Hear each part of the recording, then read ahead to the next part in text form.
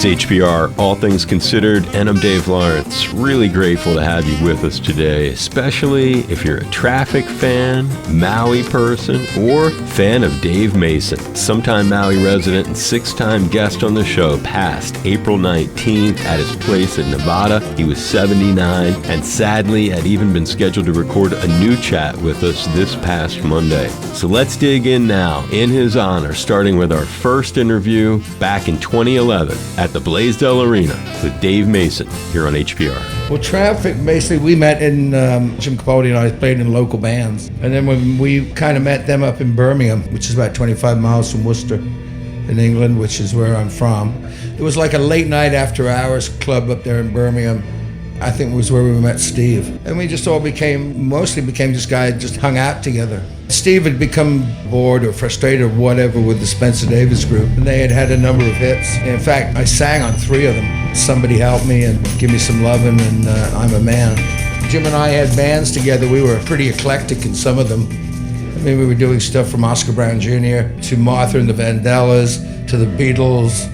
And Steve, of course, was more attuned with blues and gospel. Chris was jazz, more avant-garde jazz. He was actually from art school. You know, it was a pretty eclectic group. First song I ever wrote, Hole in My Shoe, went to number 2 in England. And all that I knew was the hole in my shoe, which was letting in water.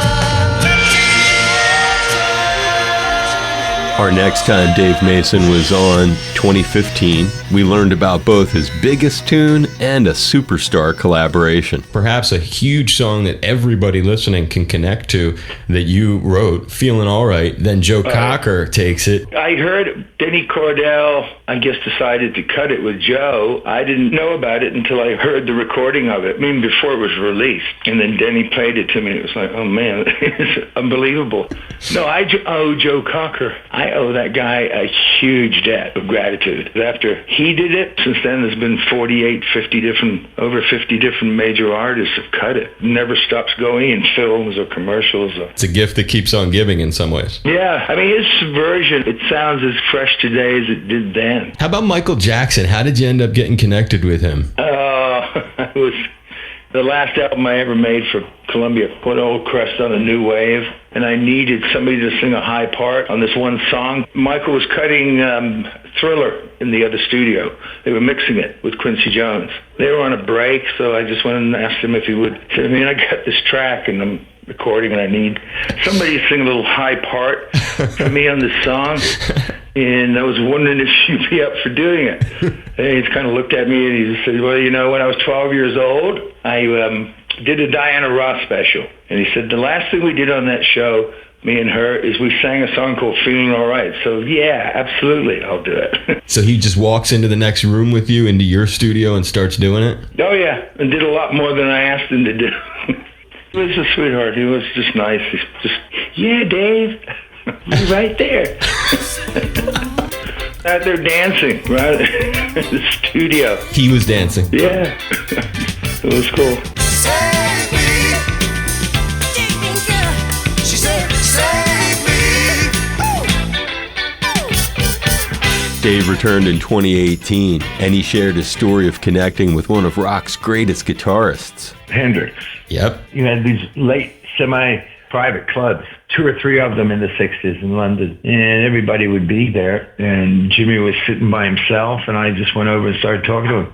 He was a Traffic fan, struck up a conversation, and just sort of became not close friends, but certainly we hung out together a number of times, and one of them was at somebody's apartment one afternoon, had a advanced copy of John Wesley Harding. Landmark Bob Dylan album coming out right then. On which was a song called All Along the Watchtower. I guess something piqued Jim's interest and found myself in the studio with me, him, and Mitch Mitchell to put the basic track down on that, me playing the 12-string. I also sang on Crosstown Traffic on that album. That was about the same time frame that you recorded with the Rolling Stones on Beggar's Banquet. Yeah, same studio, same engineer. Everybody was using Olympic. I kind of knew Brian Jones a little bit, hung out with him, so it was a very small scene in England. Same producers, Traffic, Jimmy Miller. And I was probably visiting Jimmy, and they were putting this track down for Street Fighting Man and said, hey man, come play some drums on this. So me and Charlie and Brian and Keith sat down in a little circle and put down the basic track to what is Street Fighting Man. In 2020, Dave Mason's appearance brought not only an exclusive live performance, but a remembrance of its own for a Maui legend. The one thing that's not going to be the same for me is losing Willie K. He just was the spark at everything. The get-togethers, the gatherings. It's like I met Willie a long time ago, and he'd been wanting to get together and play. So I really only got close to him in the last 4 years that we got the house. For me, it's just, there's a big chunk of Maui missing regarding Willie. You remember when you first met him? It's way back. There used to be a great venue here, the Tennis Club. Mm-hmm. I played there 2 or 3 times. And then there was a great club that I don't remember what it was called that Willie played at a lot that was in Kihei way back. I remember going to the club and seeing him play a few times and just like, wow, this guy's pretty amazing. What are some memories? Mostly started with the events that Shep Gordon, New Year's. Annual New Year's for the Maui Food Bank, playing his blues festivals. And then I had a little event that I did as a charity. She's an opera singer, international opera singer, has a school in Reno. And so we put a little event together where we put the opera in a little of my music and tried to combine it. Brought Willie over, because that's the amazing thing about Willie is that he played so many damn styles of music and he played them all fantastically. And then when he launched out on his opera thing, it was like, oh my God. Well, what a great memory, though. You've got that. You flew him to Lake Tahoe. How long was he there with you? He was there a few days, came and stayed at the house. And you know, I sang the last show that he ever did with him. Got up and sang with him at Mulligan's. Mulligan's on the Blue or whatever. Exactly. Willie would play there, and it was the last show he ever did. Well, that's a really nice thing. And I know that right now you're actually holding on to a guitar. Why don't we play something and you can set it out in honor of Willie K, which would be a nice thing. A little Freddie King.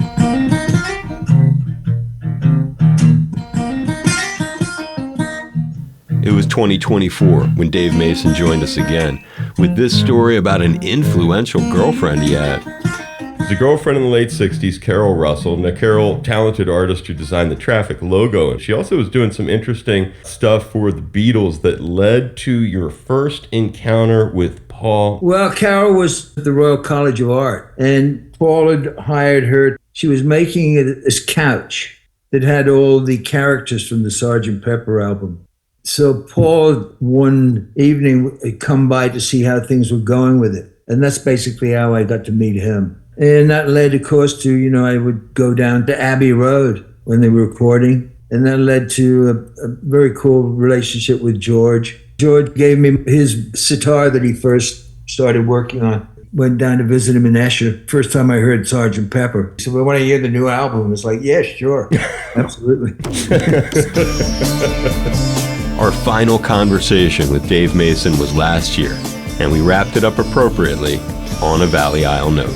And then your final question, and then we'll let you go. And it's a very, very important question, maybe more important than all this other stuff, actually. And it was the last thing we talked about the last time you were on. How is your mango tree doing over there on Maui?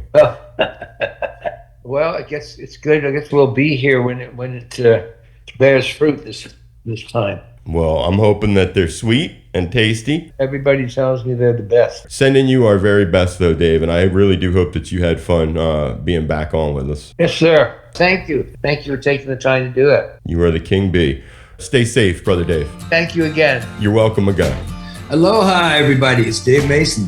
What a huge honor this is to be back on All Things Considered. And I had a blast being on the show again with Dave Lawrence.